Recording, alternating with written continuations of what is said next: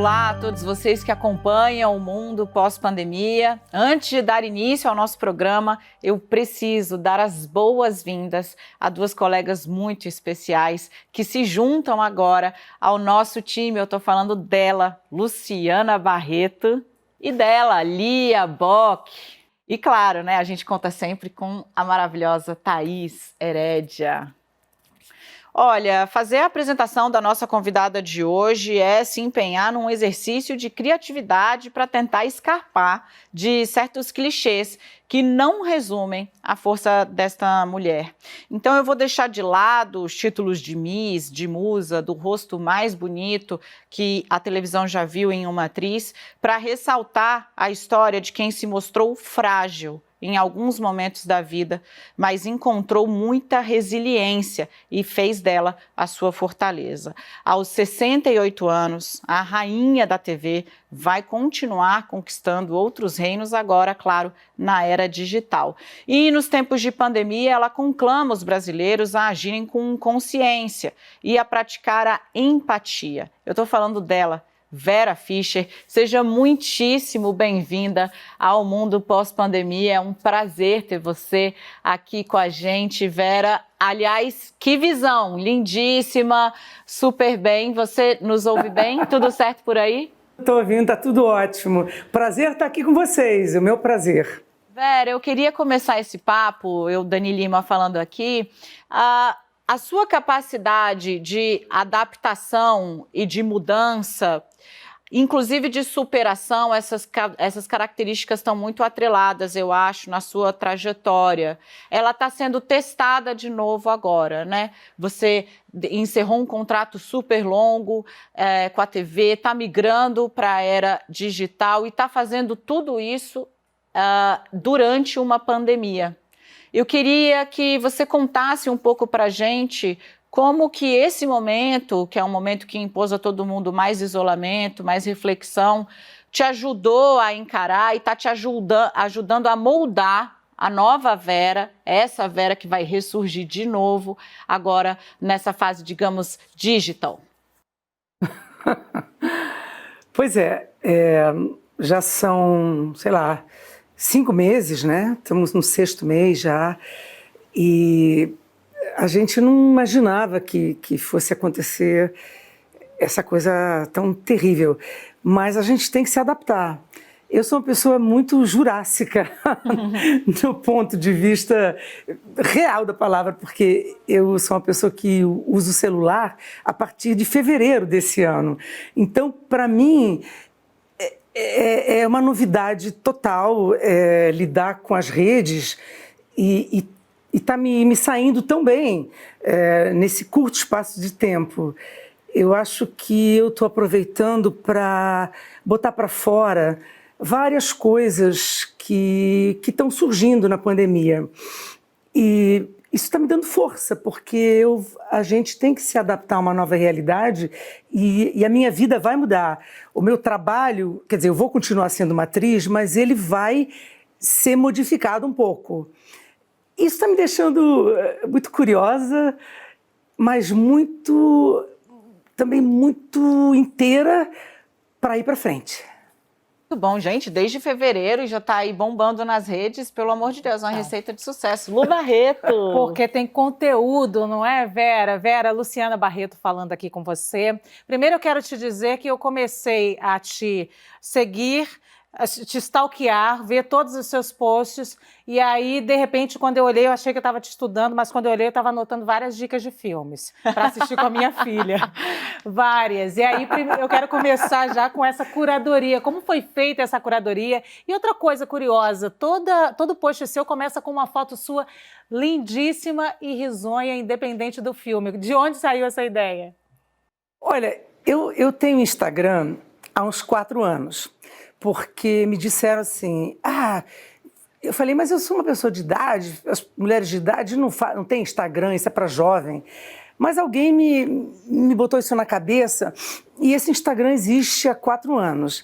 E eu comecei, desde o início, como eu tenho uma videoteca muito grande, eu sou colecionadora de filmes, e agora em DVD, Então, eu comecei a falar de filmes, mas isso já tem 4 anos. Quer dizer, eu falava sobre teatro, falava sobre as minhas saídas sociais, teatro, cinema, televisão, shows, balés, coisas do mundo, viagens. E sempre falei dos filmes.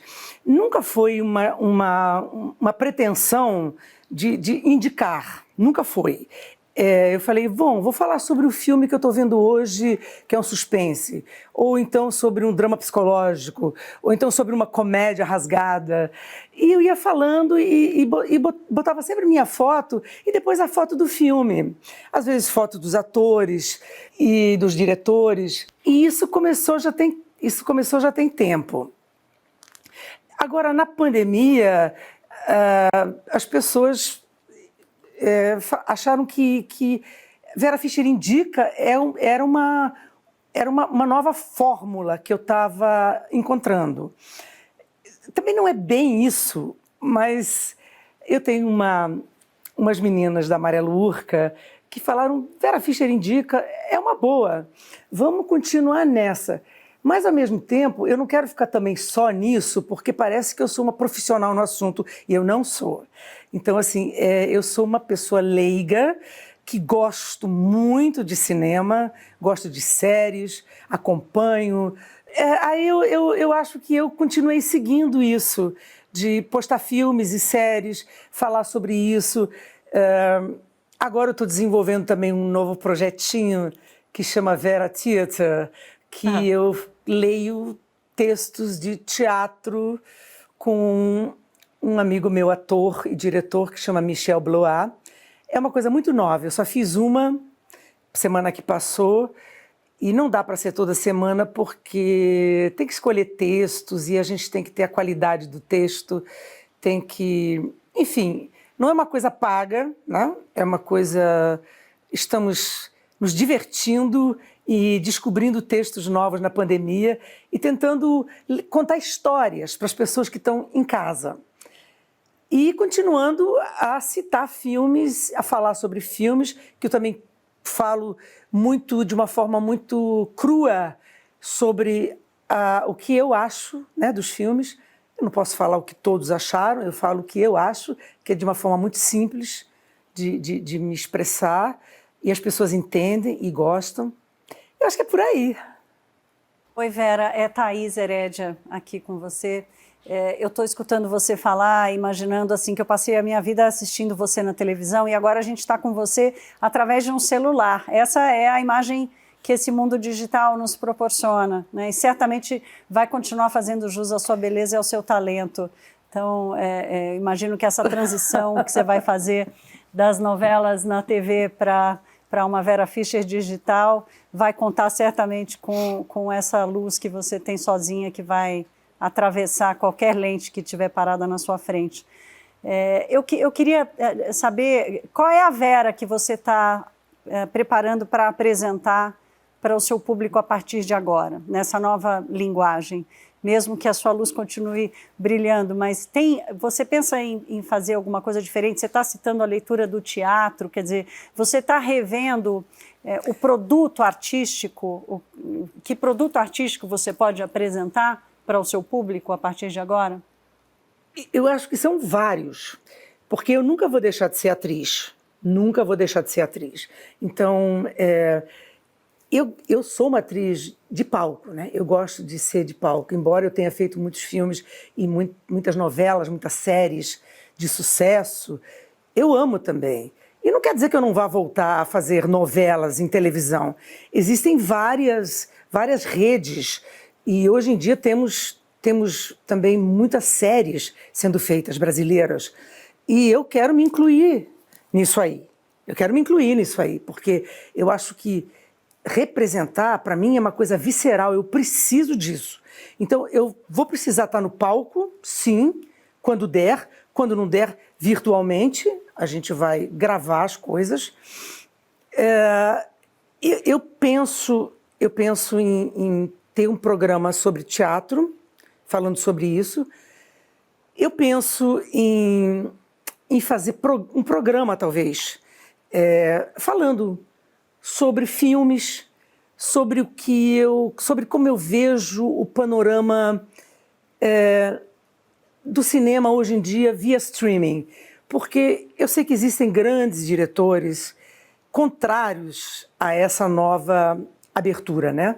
Eles querem cinema, querem tela grande e não aceitam muito que seus filmes sejam vistos no streaming. Mas eu acho isso, gente, pelo amor de Deus, temos que encarar essa realidade. Isso aí vai existir e tem que acompanhar isso aí. Claro que quando os cinemas abrirem, a gente vai ver novamente em telas grandes, mas a gente não pode desprezar o que está vindo agora. Essa nova era, ela está mostrando para a gente um leque de opções muito grande. Então a gente tem que aproveitar, seja no teatro, seja falando de cinema, seja mostrando filmes, seja mostrando teatro, seja fazendo programas de entrevistas, que não é o meu caso, entrevista não, mas um programa falando sobre cultura, falando sobre cinema, falando sobre teatro. Isso eu aceito, eu topo fazer isso. Vera, você contou que você tem uma coleção de VHS e DVDs, né? E hoje em dia a gente está caminhando cada vez mais para o mundo onde as pessoas assistem tudo via streaming. E muita gente acha que esses streamings eles achatam um pouco a variedade disponível para a gente, porque a gente só pode assistir o que tem ali, é muito difícil você ir atrás de outras coisas diferentes. Você, como uma colecionadora que costuma buscar coisas em DVD ainda, né? Você falou que você ainda tem esse hábito. Como você vê esses streamings e essas produções que algumas pessoas acham que achata um pouco a qualidade e a diversidade do que a gente assiste? A gente não tem mais o glamour das grandes produções, né? Até então não vamos ter mais isso, porque, enfim, a gente tem que encarar que o formato de uma tela de streaming ela é menor, ela tem outro som, você vê ela de uma outra maneira, você sente de uma outra maneira. É muito diferente de você estar num cinema com a luz apagada ou no teatro com a luz apagada. É uma outra forma de enxergar as coisas. Mas eu acho que para quem tem uma visão grande, aceita isso. Aceita e a gente vai tentar, eu pelo menos, nas coisas que eu fizer, eu vou tentar colorir o máximo. Colorir, quando eu falo colorir, ter uma harmonia de silêncios, de tempos, de cores, de sons ambientes, de conteúdo, em primeiro lugar, seja no que for. E eu acho que a gente adapta tudo isso, tem que ter uma boa iluminação, a gente tem que ter pessoas também ajudando nessa área, uma equipe pequena, equipe técnica pequena, mas eu acho que o caminho é esse, porque eu tenho 2 projetos parados, que é uma peça de teatro que nós estávamos ensaiando, que se chama Quando Eu For Mãe, Quero Amar Desse Jeito, que é um texto do Eduardo Bach, com a direção do Tadeu Aguiar. Nós íamos estrear aqui no Rio, no Sesc, em abril. Nós estávamos com o cenário pronto, figurino pronto, os ensaios quase no final e fomos cortados, né, pela pandemia. Mas já a gente volta, porque são 3 atores, eu, Mohamed Arfouch e a Larissa Maciel. Isso aí a gente vai tocar para frente daqui a pouco. 3 personagens, a gente já chega com a maquiagem pronta, já chega com a luz pronta, a gente chega de máscara, pouca gente no teatro e a gente faz. Dá para fazer. Um filme, uma produção muito grande, do Márcio Rosário, com a direção do Daniel Ghivelder, chama-se Quase Alguém. É um filme que inicialmente ia ser um filme apenas brasileiro, mas agora ele está com uma coprodução Brasil e exterior, que eu não sei direito quem são ainda os coprodutores. Mas a gente vai filmar no Brasil, vai filmar em Portugal, vai filmar na Espanha. E é um filme muito lindo. É um personagem muito denso, muito profundo. Uma mulher da minha idade, que é uma atriz, que tem uns problemas pessoais muito fortes. E é um filme que eu acho que eu estava esperando há muito tempo e que vai se tornar realidade. Nós já fizemos um teaser que foi para Los Angeles e o pessoal aprovou muito. Acharam que é uma coisa internacional, entendeu? Não é um filme que, digamos, ele tem o cunho de ser filme brasileiro. Claro, ele vai ser rodado muito no Brasil, a gente vai falar em português, mas ele é internacional, né? E é uma história que pode ser passada nos Estados Unidos, na Inglaterra, na Alemanha, na Croácia, enfim, na Argentina, em qualquer lugar. Trata-se de uma história profunda, social, humana, de mãe, filha, uma história, enfim, que pode ser vista em qualquer lugar, a qualquer hora, em qualquer tempo, uma coisa temporal. E eu estou louca para que isso seja viabilizado o mais rápido possível, porque aqui no Brasil as coisas estão começando a abrir erradamente, eu acho, porque não está na hora ainda, está errado. Eu não saio,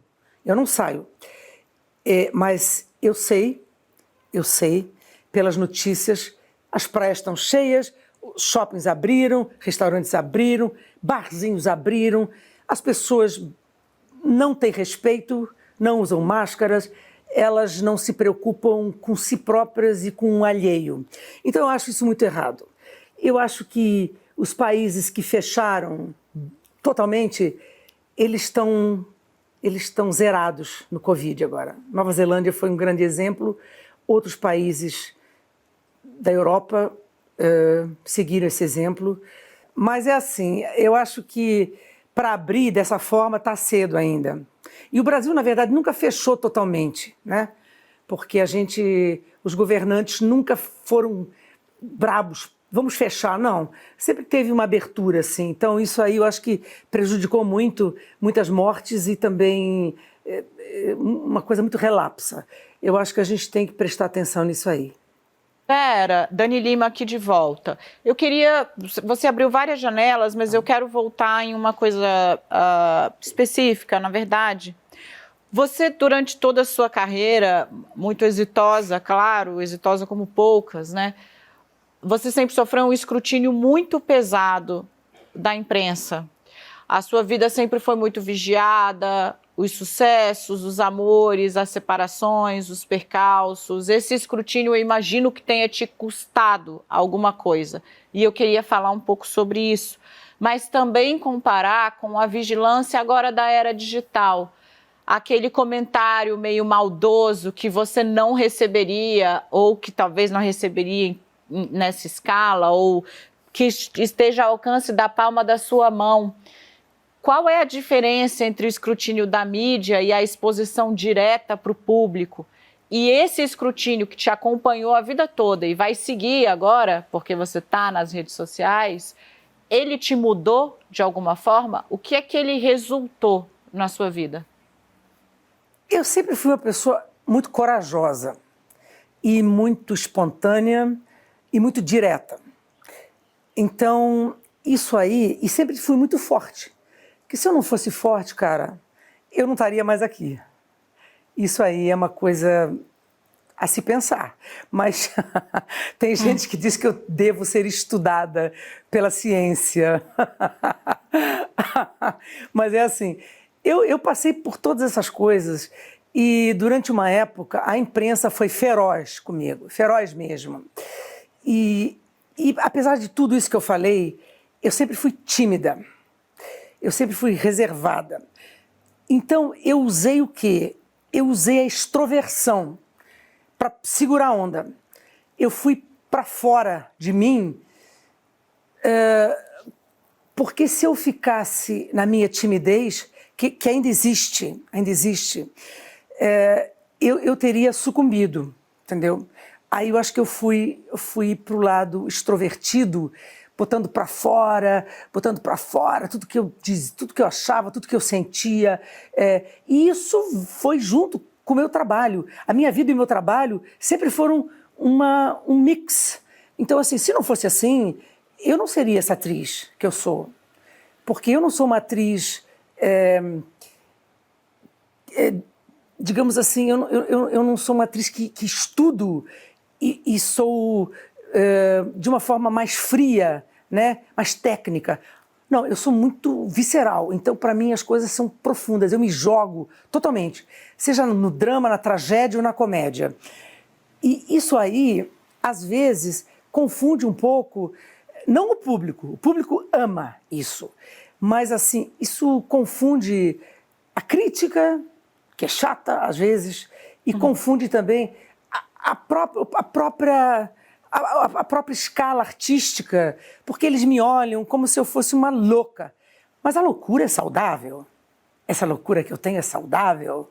Porque senão eu não estaria aqui. Juro para vocês. Todo mundo sabe. Então, assim, eu não gosto de preparar muito as coisas, chegar muito decorada, chegar milimetricamente preparada. As coisas têm que fluir. Isso aí é o deslumbramento que o público tem. Em todos os sentidos, em qualquer área, em qualquer coisa que eu faça, em que eu diga, ou que eu viva. Então a minha vida toda, por mais terrível que tenha sido, ela também foi romântica, ela foi vibrante, ela foi deslumbrante. E eu usei tudo isso no meu trabalho. Tudo isso foi usado no meu trabalho, a minha vida com o meu trabalho. Isso aí deu brilho aos meus personagens. A minha vida deu esse brilho. Porque uma pessoa que não sofre, ela não tem como interpretar profundamente um personagem profundo. Vamos e venhamos, né? Eu acho que você tem que ter... Os meus grandes personagens vieram com mais idade. Eu comecei a fazer novelas com 26 anos. Na verdade, eu comecei com 20, né? Fazendo coisas, mas eu não me considerava atriz. Então, as coisas mais profundas vieram bem depois dos 30 anos. A estreia em teatro foi com 32. Então, assim, você tem que ter uma vivência para poder ser uma atriz e contar uma história. Se você não tiver isso, você faz um personagem de 20 anos que não tem ainda experiência nenhuma. Só tem 20 anos, tá? Ou tem 17 e faz um personagem de 17. Agora, fora isso, você tem que usar a sua experiência e jogar ela mesmo. Eu acho que um ator, um artista, ele não tem que ter pudor. Então, é uma coisa que as pessoas ficam meio assim comigo. Ah, ela é despudorada. Mas é a palavra certa para um ator, para um artista. Ele tem que ser despido de pudores. Porque aí ele não tem medo de nada, de dizer um texto, de abrir seu coração, se rasgar inteiro. É isso, não posso falar que eu não aproveitei todos os minutos de sofrimento e de ternura e de alegria e de loucura. Aproveitei tudo, tudo, tudo. E não me arrependo. Eu quero saber como você, no seu dia a dia, o que você faz para manter essa energia vital e transformar a adversidade em projetos nessa Vera aí que a gente conhece, essa furacão Vera. Ó, vou dizer uma coisa. Eu moro num apartamento duplex de 2 andares. Quem faz a faxina sou eu, Moá. Então, assim, isto aí é assim... É um esfrega-esfrega, sobe e desce escada, molha a planta, cuida do terraço, cuida da casa. Isso aí, se não tiver energia, cara, você não faz. Eu nunca fiz isso na minha vida. Agora eu descobri, cara, se eu perder todas as profissões do mundo, eu vou ser faxineira, vou ser arrumadeira. Eu tenho uma obsessão por limpeza, cara. Eu limpo todos os cantinhos, eu esfrego.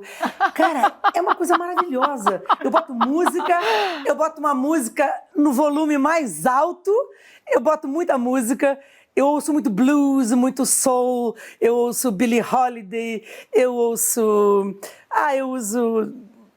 Enfim, eu ouço tudo. E aí eu fico cantando e fico dançando no meio da faxina também. Eu danço também. De vez em quando eu vou pra cozinha, faço algumas coisas, né? Mas graças a Deus tem muitos amigos maravilhosos mandando umas comidas inacreditáveis pra gente.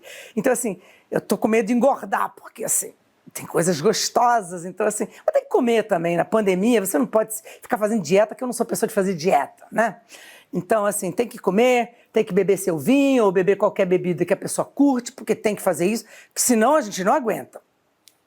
Mas, assim, aí eu vejo as séries que eu tenho vontade de ver devagar, porque tem que absorver também as coisas. Não pode sair vendo louca para ficar falando rapidinho, não. Tem que curtir. E, de vez em quando, eu tô assim e falo assim, eu quero ver um filme tal. Aí eu vou nas minhas estantes, quero ver este. Por exemplo, quero ver O Paciente Inglês hoje, né? Gosto do Ralph Fiennes, assim, aí eu falo, Juliette Binoche. Eu falei assim, vamos ver um filme do Anthony Minghella, que eu amo. Aí assim, pronto, eu tenho ali, eu gosto de ver a capa, eu amo ver os making-offs. Porque aí eu vejo entrevista com os diretores, eu vejo making of de uma porção de coisa. Por exemplo, os filmes do Guilherme Del Toro, que eu amo também, tem muito making of, que eu adoro saber como é que foi feito o filme, onde foi filmado, o que os atores falam, por que chegaram a tal conclusão.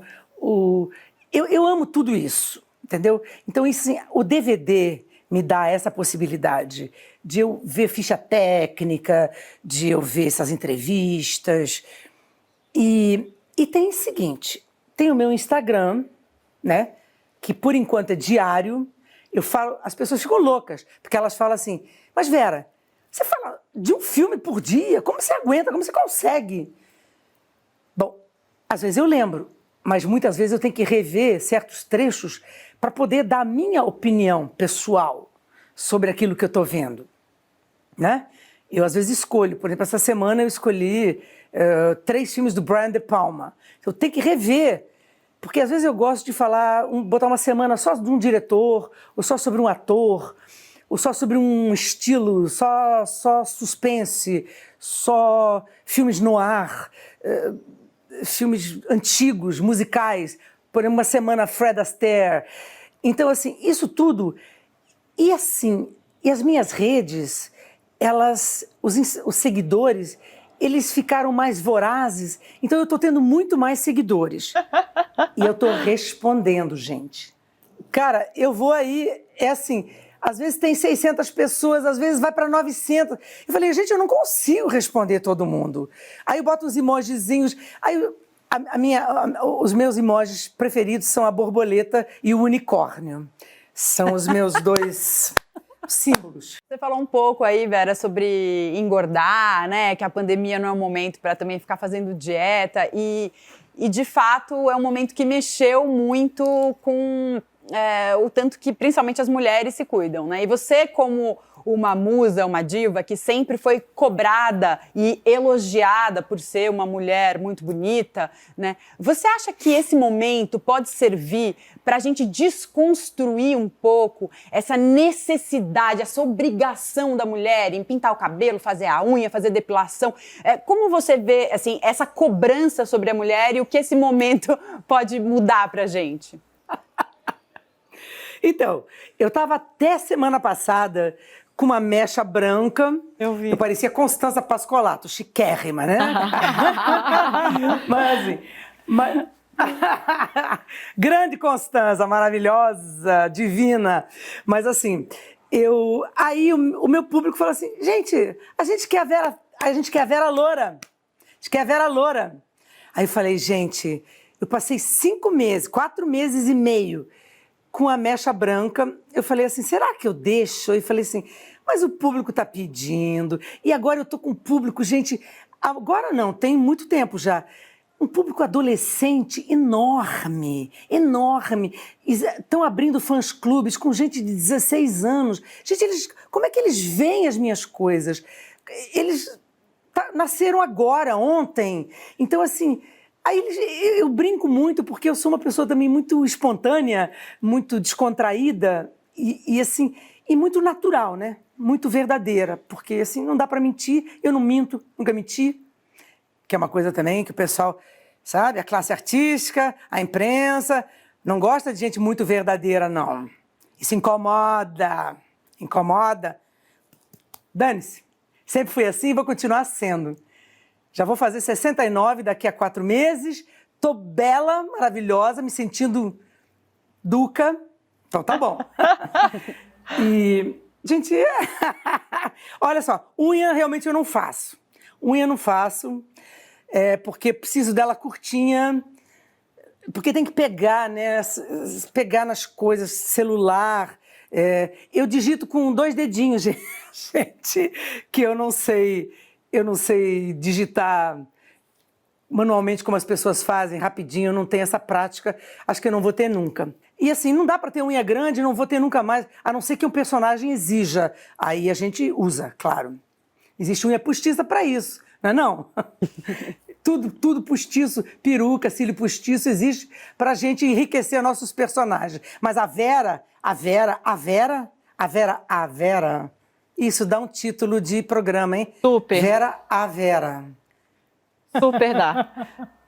Aí, não, isso não é novidade, não. Esse título, no outro dia, a minha nora, Letícia Catalá, ela falou, Vera a Vera, olha que título bonito.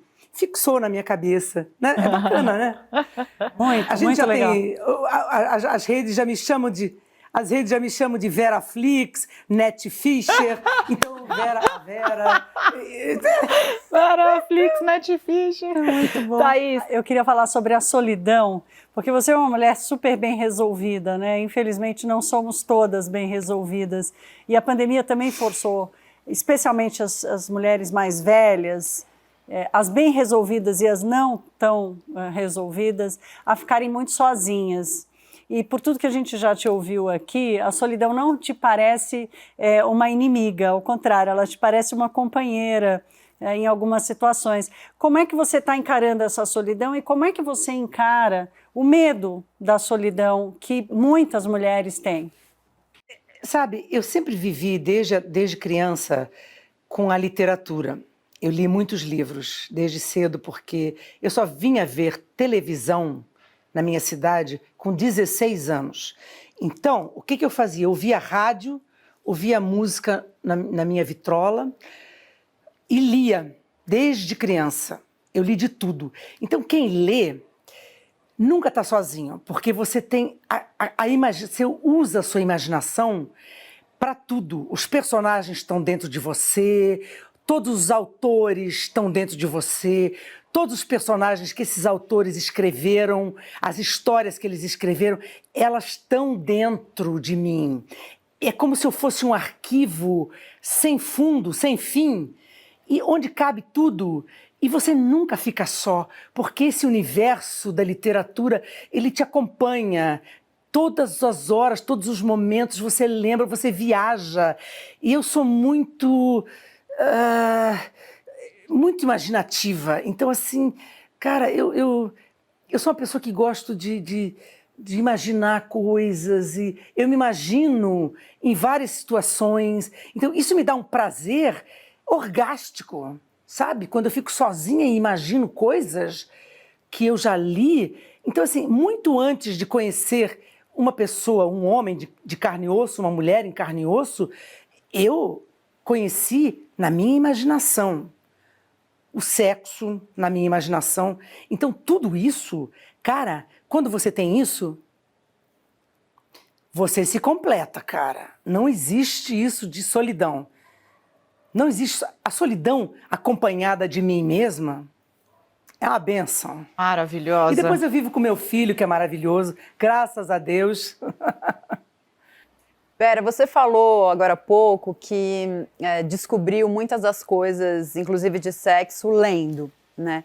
E minha pergunta tem um pouco a ver com essa história que você foi testemunha desde então, quando você, ainda menina, começou a ler sobre sexo. A gente viu uma mudança nos comportamentos muito grande, né? Desde uma explosão assim, de liberdade da mulher, e de se falar sobre o assunto, de se discutir as coisas, e depois um recrudescimento de novo, né? Agora uma discussão, inclusive, se deve se falar sobre orientação sexual nas escolas ou não, se deve se falar sobre isso com as crianças. Você foi testemunha aí dessa explosão dos anos 80, de liberdade, e hoje vê esse endurecimento de novo. Como você, essa Vera, que teve que aprender as coisas ali nos livros, porque provavelmente naquela época não se falava sobre isso na mesa do jantar, né? Mas teve filhos e passou por esses anos 80 tão brilhantes, né? E hoje vê essa mudança de novo. Como você analisa esse processo todo? Assim, o que fica para você desse tema, sexo? Para começo de conversa, eu sou de uma família alemã, então não se conversava sobre absolutamente nada. Meu pai e minha mãe trabalhavam juntos numa loja que meu pai tinha, e eles não tinham tempo. Então, assim, eu tinha uma babá, que foi, na verdade, uma menina de 15 anos que foi adotada por nós. E nos anos 50 não era normal ter babá, não existia isso. Toda mãe cuidava dos filhos. Mas, assim, família alemã não fala. Que dirá sobre sexo? Não fala sobre absolutamente nada. Na mesa de jantar, do almoço, ninguém falava nada. E ninguém nunca falou nada sobre nada. A gente tem que aprender sozinho. Eu acho que assim, o ser humano antes de mais nada, é igual ao animal. É igual. Tem que seguir essa parte sexual tem que ser pelo instinto. Você tem que aprender sozinho. Eu acho que é muito errado, porque, por exemplo, na minha época também não se ensinava orientação sexual em escola, não tinha isso. Inclusive, meus pais eram protestantes, luteranos, mas assim, eles nunca ligaram para a religião, na verdade, porque me puseram num colégio de freiras católicas. Então eu aprendi duas religiões que para mim, como eu vou dizer, na verdade, a religião para mim é teoria. Isso para mim é uma coisa teórica, a estudar, a fazer estudo sobre isso. Então foi maravilhoso, porque eu acho que se você tem imaginação, em primeiro lugar, você vai testando o seu corpo, vai vendo o que você sente, né? Isso qualquer pessoa, de qualquer situação social, pode fazer. Então, assim, não tem que esperar do pai ou da mãe que venha explicar sobre como é que funciona isso, funciona aquilo. Mas, claro, se for possível, né, uma mãe explicar para a filha ou para o filho, enfim, o pai falar sobre isso, é sempre bom nos dias de hoje, ainda mais hoje que as crianças estão todas grudadas em computador, né, e em games e não sei o quê, e aí eles acabam descobrindo a sexualidade meio pervertida, meio torta, através de computador. E hoje em dia, a atualidade oferece esse nicho meio brutal, né, para as crianças, para os adolescentes. Então, assim, seria tão bom, seria tão lindo se essas crianças pudessem ler, se os pais pudessem, sei lá, pegar algum livro em algum lugar e dar para a criança ler, para estimular a imaginação e quer dizer, explicar o óbvio, o principal e o óbvio. Agora, eu acho assim, por que não ter educação sexual nas escolas, gente? Por que não? Por que não? Eu acho que é uma coisa primária, tem que existir, tem que existir. Você tem que ter educação de todos os níveis para orientar um cidadão, um ser humano bacana para viver em sociedade. Você tem que ter uma orientação. Se for familiar, também maravilhoso, né? A junção da orientação familiar com a orientação da escola é perfeito, porque aí o cidadão na sociedade ele se comporta bem, ele se comporta sociavelmente, mesmo que por dentro ele tenha uma loucura, mesmo que por dentro ele possa resolver os seus problemas. Eu acho que você procurar o sexo só no outro, quer dizer, o que o outro te oferece, às vezes é muito pouco, né? Às vezes o que o outro te oferece, o que o outro te ensina sobre isso, não é o que você precisa, não é o que você quer. Eu acho que assim, qualquer criança pensa, qualquer adolescente pensa. Então, é bom pensar um pouco, né? Sobre onde é que eu me sinto. É aqui no pescoço, é aqui no seio, é aqui no sexo, é aonde que eu sinto alguma coisa. A pessoa tem que se explorar.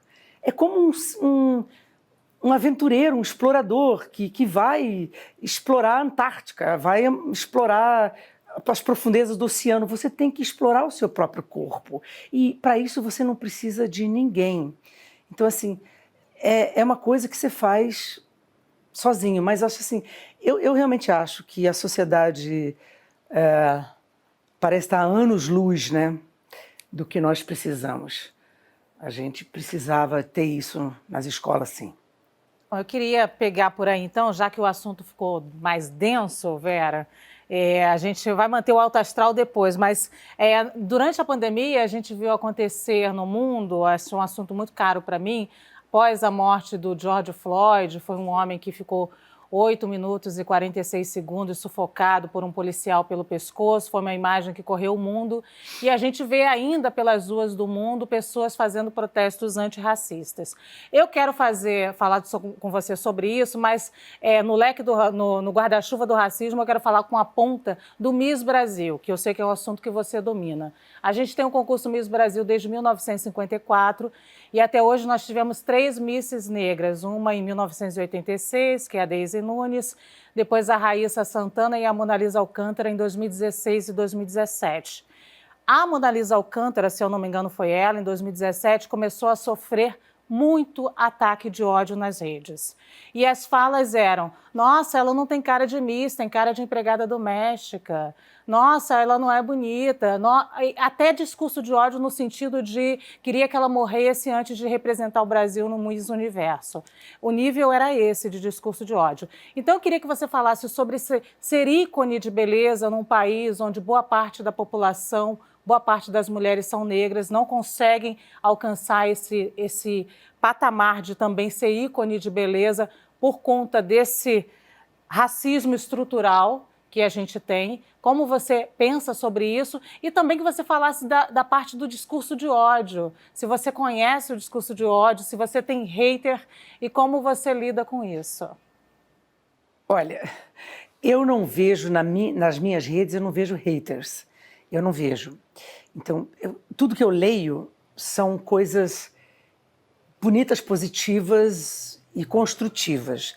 Então, se existem... tem alguém escondendo isso de mim, o que eu acho muito bom, que não me interessa em nada isso. Mas eu vou te contar o seguinte. Vou contar aqui uma coisa. Você falou desse sufocamento nos Estados Unidos. Vocês se lembram que teve aqui no Brasil, no supermercado, o mesmo acontecimento. O policial estrangulou com o pé um ladrão, um jovem que estava no supermercado. Ele pegou um produto, talvez para comer, ele foi morto ali. Sim, Vera, a gente tem um George Floyd. Física. A gente tem um George Floyd quase todos os dias aqui no Brasil. Todos os dias temos. Eu acho o seguinte, as pessoas estão também sendo estimuladas a odiar. Né? É uma coisa impressionante. O mundo está jogando seu ódio e estimulando isso. Então, assim, para as pessoas pegarem isso é fácil. É fácil você odiar o próximo, é fácil odiar aquele outro. Eu não sou igual, eu não tenho aquilo que aquele outro tem, então odeio. Aí eu não sou igual àquele não é igual a mim, odeio. Aquilo ali, sabe? Então, assim, eu acho que essa coisa da cor, assim, tem os chineses, tem os mongóis, tem os japoneses, os negros, assim, temos várias facções, né, de cores no mundo, e existe essa coisa, sempre existiu. Muito mais braba de uma outra época, porque agora, pelo menos, assim, tem uma parte da sociedade ainda menor, bem menor, como a moda, como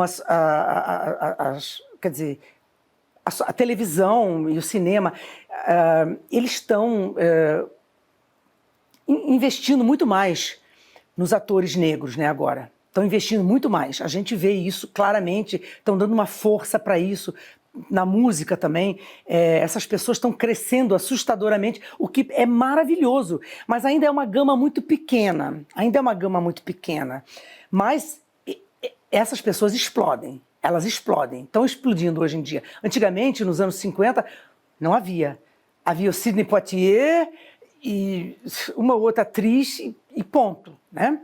Então, assim, isso aí, esse bullying que as pessoas sofrem é uma coisa horrorosa. Eu não sabia dessa história da Miss que você me contou, mas eu vi um concurso de Miss Universo, não sei se foi ano retrasado, onde houve pela primeira vez uma Miss transexual, que foi Miss Espanha.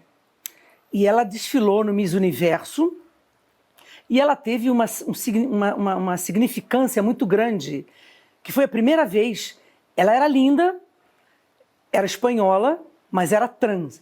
Foi a primeira vez que o concurso aceitou uma Miss trans. E isso aí, para mim, é uma vitória. É uma vitória, porque ela foi muito bem recebida. E o concurso, se eu não me engano, foi na Tailândia, quer dizer, que também é um país, é Oriente, né? Ela foi muito bem representada, foi muito bem aceita. E as pessoas estão vencendo os concursos, as orientais estão vencendo, as negras estão vencendo. Eu acho que tem que gritar mesmo. Tá me ofendendo? Dá licença, eu sou eu, presta atenção. Sabe, não pode abaixar a cabeça. Eu até pensei nesses últimos anos, eu falei assim, gente, não está pintando tanto trabalho para mim, por quê? Porque eu vivo no Brasil, não tenho cara de brasileira, eu tenho cara de europeia, então assim... Por exemplo, as atrizes mais brasileiras, as índias, as negras, as mulatas, elas estão tendo mais papéis porque a brasilidade está fluindo mais. Eu falei, caraca, eu que sempre fiz todos os papéis de brasileira, né, mesmo sendo loura ou pintando o cabelo de preto, mas assim, agora não está pintando tanto para mim. Aí eu falei, gente... Tá pintando um bullying em cima de mim porque eu tenho cara de europeia? Poxa, eu falo em português, eu sou brasileira, nasci aqui. Então, assim, tem esse lado também, onde eu fiquei muito mexida durante um período, porque eu não estava sendo vista na televisão e no cinema como uma atriz que podia fazer os papéis principais porque eu tinha essa cara. Além da idade, obviamente, se bem que idade não significa nada, porque temos aí Natália Timber, Fernanda Montenegro e Laura Cardoso e tantas outras maravilhosas que não têm idade. Então, né, ator não tem idade. Mas essa coisa do preconceito, cara, é difícil, vai existir para sempre. Só que a gente, quer dizer, eu espero que não para sempre. Existem movimentos, as pessoas estão se movimentando, estão parando tudo para se mostrar, estão fazendo... Eu acho assim, no Brasil ainda há pouco, né? As pessoas não conseguem levantar e fazer movimentos muito grandes, passeatas, fazer greves. Fazem, mas dura pouco. Eu acho que nos Estados Unidos, como é um país muito violento também, as pessoas se unem mais, são mais sólidas nesse ponto.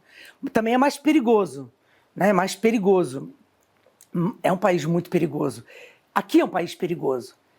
Então eu acho que tudo que a gente consegue em termos de junção de raças é importante. Qualquer vitória é importante.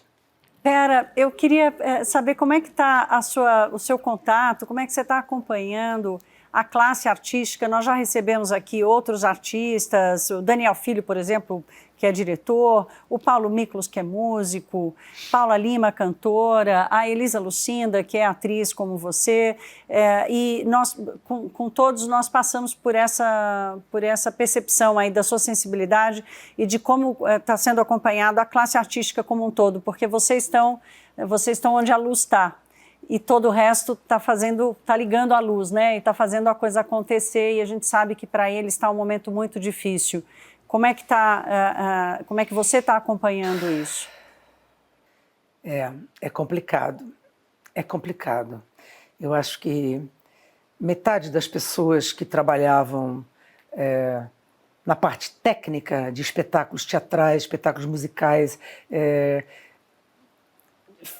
foram despedidos mesmo. Foram. Muita gente foi dispensada e ficou sem ter o que comer. A palavra certa é essa, sem poder pagar as contas. Então, assim, houve muitos movimentos da classe teatral, a PTR se juntou para fazer uma vaca virtual para essas pessoas, outras, o Caco Chocolate fez um movimento com as empresas, grandes empresas fortes, para juntar uma grana também. Eu acho que vários movimentos foram feitos para ajudar essa classe mais desprivilegiada. Mas nós todos estamos esperando para poder sermos readmitidos em algum lugar, para poder trabalhar de fato e receber, porque a gente não sabe quando isso vai acontecer, né? De fato, como era antes. Como era antes não vai mais ser. Assim, eu acho que a música ela tem um lugar muito especial, porque ela é mais... O cantor pode cantar, pode compor em qualquer lugar, pode... Enfim, ele senta ali e canta, ou toca. É fácil.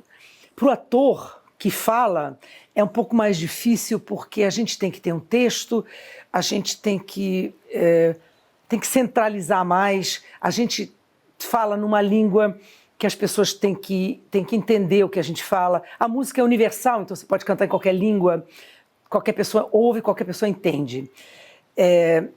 Eu acho que não é um momento fácil, por isso que talvez as pessoas estejam também muito ressentidas, muito deprimidas, porque de repente fechou e o leque todo e a gente não sabe como é que vai ser tudo daqui para frente. Mas eu acho que cada um tá se mexendo e fazendo o que pode. Cada um está se mexendo. Então, quem está paradinho em casa, quieto, não está fazendo nada, ou é porque tem algum plano para daqui a pouco, ou é porque está muito bem resguardado por um contrato, ou seja lá o que for. Enfim, eu acho que nós, os sobreviventes, nós temos que lutar e nos unir de uma certa forma. Nós atores, nós artistas, porque eu me considero não só uma atriz, eu acho que eu sou uma artista. Que uma artista, né, o leque é mais amplo e eu pinto, eu escrevo, eu faço colagens, eu fotografo. Enfim, eu acho que eu sou um pouco mais do que só uma atriz, eu sou uma artista. Pouco de muita coisa. Esse quadro aí atrás é seu? É. Bonito. São 2 quadros que eu juntei. Na verdade, é um tríptico, mas só que eu dei um para minha analista quando eu fazia análise. Então, chama Noite Vermelha, Noite Azul e Noite Verde. É uma mulher num bar com o rosto cortado e com o olho dentro do copo. Vera, eu queria juntar 2 pontos que você abordou aqui em conversas, uma pergunta da Lia. Acho que, na verdade, você falou, as 2 perguntas foram da Lia. A primeira, sobre a questão da cobrança, né, que sempre foi muito cobrada por ter sido sempre uma referência de beleza, de ideal de beleza, foi muito cobrada. E você trouxe a questão da idade, agora há pouco. Envelhecer foi difícil? As pessoas tiveram dificuldade de entender que o tempo estava passando? E aí eu não digo, não é... Você segue uma mulher belíssima, mas isso também era dito na imprensa, como se o tempo não pudesse passar para Vera Fischer. Como foi lidar com essa cobrança de fora e internamente também? Queria saber como é que foi que você viu a passagem do tempo. Tem gente que fala assim, olha, ela envelheceu, olha, o seu tempo passou, tem coisas assim. Mas só que assim, quer saber? Não ligo, porque eu sempre tive todas as idades. Eu vivi os 10, os 20, os 30, os 40, os 50 e os 60. Daqui a pouco vou viver os 70. Eu vivi cada década brilhantemente. Curti tudo que tinha para ser curtido, fiz tudo que tinha para ser feito, vivi tudo que tinha para ser vivido. E é assim que tem que ser. Então, assim, o que acontece? A gente sempre vai ter mais idade. A gente não pode retroceder, né? Seria ridículo você retroceder. Então, assim, eu não gosto muito de plástica, vou falar a verdade, não gosto de plástica. E não fiz, assim, as pessoas falam assim, por que você não fez? Eu falei, eu não quero fazer, eu vou perder a minha expressão, a minha cara é essa. Então, assim, não adianta, eu não vou fazer. Então, eu gosto de me olhar no espelho, as rugas que eu tenho, que não são muitas, eu tenho, e elas são fruto de tantos sorrisos e de tanto sofrimento, elas são fruto disso e eu me orgulho disso, entendeu? É bom para o meu trabalho, é bom para a minha vida. Eu acho que as pessoas têm que parar de pensar que estão envelhecendo. Elas estão vivendo o momento atual e o momento atual é o mais importante. Então as pessoas têm que se olhar e se amar, pelo amor de Deus.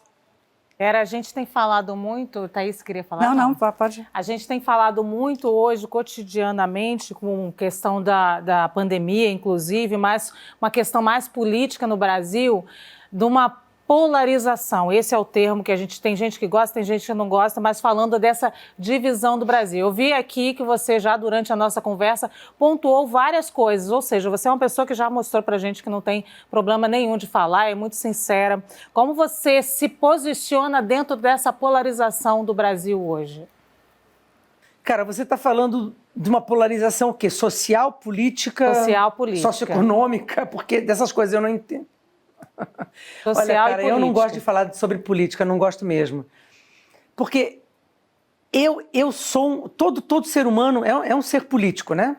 Saiu na rua, está no palco, é um ser político. Ele é um ser político. E ele está fazendo política. Agora, a politicagem é que eu não gosto. Eu não gosto da politicagem. E eu não entendo dos labirintos políticos. Não entendo e não tenho muita propriedade para falar, não. Eu acho que não tá bom no mundo. E no Brasil tá péssimo. Então, assim, eu, enquanto artista, enquanto ser humano, eu posso fazer a minha parte. Eu não compactuo com politicagens, não gosto. Eu nunca vou ser privilegiada com isso, nem quero ser. Não gosto das pessoas também que se privilegiam com a miséria do ser humano. Eu acho isso muito feio. Eu acho que desprezar o ser humano é feio. O Brasil é um país gigante, temos muitos interiores, onde às vezes as notícias não chegam, as pessoas não sabem direito como se posicionar politicamente, porque elas não têm informações. Então é o que é dito pelo pai, pelo avô, pelo vizinho. As televisões às vezes não chegam, o que chega para elas não é suficiente. Eu acho que é difícil. É difícil. Eu sei que as pessoas têm que ter uma visão ampla, têm que olhar e dizer assim, vai melhorar. Tá ruim hoje, não tenho feijão, não tenho aqueles R$600 que eu preciso para comprar a minha cesta básica. Eu não tenho isso. Isso vai mudar. Eu não sei como, porque eu não sou milagrosa, eu não sou uma fada, eu não sei fazer milagre. Então eu não sei o que dizer para essas pessoas todas desesperadas. Mas eu não gosto de politicagem, eu não sei falar profundamente sobre esse assunto, então não vou falar. Falou muito. Mas a minha opinião é essa. Eu já vi você falando algumas vezes que não gosta de levantar bandeiras, né? Mais recentemente, eu vi você falando com muita veemência sobre esse descaso com os artistas, né? Sobre as dificuldades do mundo artístico. Você até criticou a Regina Duarte enquanto ela estava secretária da Cultura. Você acha que essa questão mexeu com seus brios? Essa virou uma bandeira sua? Talvez uma bandeira que você levante com orgulho? Eu nunca fiz uma crítica a Regina Duarte, porque quem sou eu para criticar alguém? Quem sou eu para julgar alguém, né? Assim como ninguém pode julgar ninguém. Que história é essa? É assim, eu tinha uma enorme admiração pela carreira artística da Regina. Quando ela optou por trocar, né, a carreira artística pela política, eu acho que ela foi romântica demais. Talvez ela pensou que ela pudesse entrar na área política fazendo ela foi namoradinha do Bolsonaro, ela noivou e tudo isso. Eu acho que ela teve uma visão muito romântica. E teve gente até falando que ela se apaixonou pelo presidente, Vera. Ela se apaixonou, por isso ela está lá. Eu não sei realmente, não se sabe o que se passou na cabeça dela. A única coisa que eu acho é que não se pode renegar trabalhos importantes da sua vida. Mesmo que você deixe de ser atriz para entrar na política, por exemplo, não pode se renegar um trabalho como Malu Mulher, um trabalho que enalteceu o feminismo. Quando ela fez isso, eu falei, não, Regina, não faça isso. Não diga que isso não foi bom na sua vida, não diga que você despreza isso. E foi isso que eu achei que não foi bonito, porque foi brilhante na vida dela. Ela tinha que manter isso. Isso não iria atrapalhar em nada o trabalho futuro dela, fosse qual fosse, na cultura. Então, foi isso que me decepcionou, na verdade.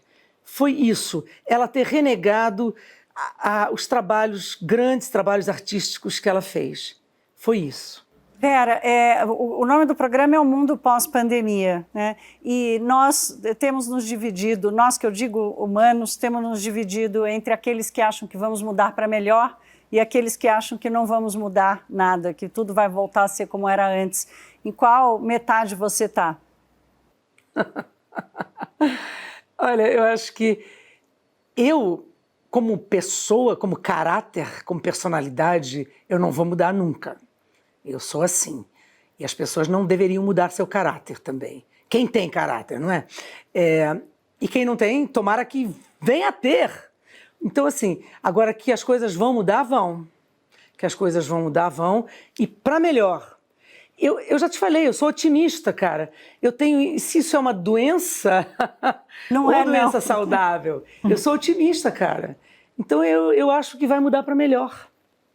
Vera, muitíssimo obrigada por esse papo com a gente hoje aqui no Mundo Pós-Pandemia. Vou seguir acompanhando suas postagens, dicas de filmes e torcendo para que você novamente consiga se reinventar com todo o sucesso que é uma marca da sua carreira. Foi um prazer conversar com você aqui. Desejo muito boa sorte e muito sucesso. Muito obrigada a vocês. Eu acho que eu abri meu coração. É assim que eu sou, né? Vera verdadeira. Eu agradeço muitíssimo a todos vocês. Eu acho que foi um papo muito, muito gostoso. Muito sucesso para vocês. E muita saúde, paz e amor para todos. Obrigada, até a próxima. Vera a Vera, aqui no Mundo Pós-Pandemia. Agora, olha só, hoje o nosso encerramento vai ser um pouquinho diferente, porque a gente vai aqui, claro, dar as boas-vindas de verdade para nossas meninas, olha só. Eu queria levantar para dar uma para Vem. mas eu não consigo sair, Então eu que te tô de entrego aqui, microfone. ó. E eu dou para uma e você dá para outra. Gente, eu Pronto. sou chorona, Dani, eu sou chorona. Não pode abraçar, porque eu não abraço, mas... Pode abraçar.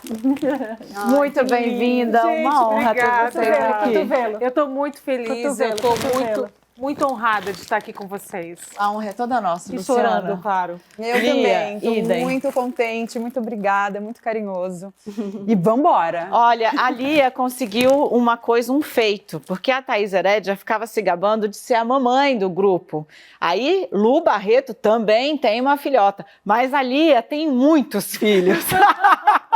Então, assim, as histórias de maternidade agora vão bombar. Olha só, você que está em casa, muito obrigada pela presença, pela parceria nessa estreia maravilhosa dessas duas divas. E você não pode esquecer que o Mundo Pós-Pandemia, agora às sextas-feiras, 10h30 da noite, anota aí, bota o alarme no celular, o post-it na geladeira, não sei, amigo, se vira. Esse aqui que você viu agora com a atriz Vera Fischer já está disponível e na íntegra no site da CNN, cnnbrasil.com.br, também no nosso canal no YouTube. E se você curte podcast, aí nós estamos em todas as plataformas de áudio. Vamos juntas? CNN Inconfundível. Até sexta que vem.